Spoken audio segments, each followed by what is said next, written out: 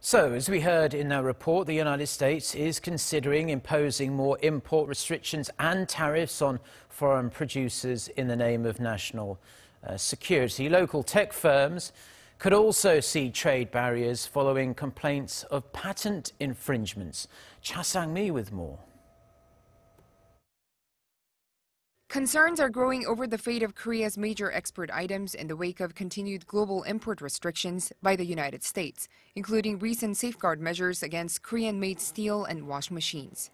The U.S. International Trade Commission on Sunday said it had already opened up a probe into several global tech giants, including South Korea's Samsung Electronics and SK Hynix on January 19th, to look into whether the companies are infringing upon intellectual property rights of solid-state drives. The investigation came after a U.S. chipmaker Bitmicro had filed a complaint against the firms in early January. The U.S. ITC can restrict import items under Section 337 of the Tariff Act on allegations of patent or trademark infringement.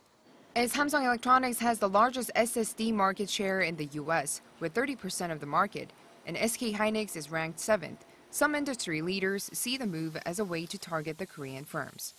KOTRA, the Korea Trade Promotion Corporation, also picked steel, home appliances, and cars as areas that are likely to see import restrictions in the first half of 2018. A lot of companies are being encouraged to file anti-trade suits, anti-dumping or safeguard. And you see a lot of investigations being started right now. Whether it'll spread to other industries than steel or automobiles, it really depends on the company. The expert predicts requests for import restrictions in steel and manufacturing sectors will increase in the future, not just for Korean goods, but other countries' goods as well.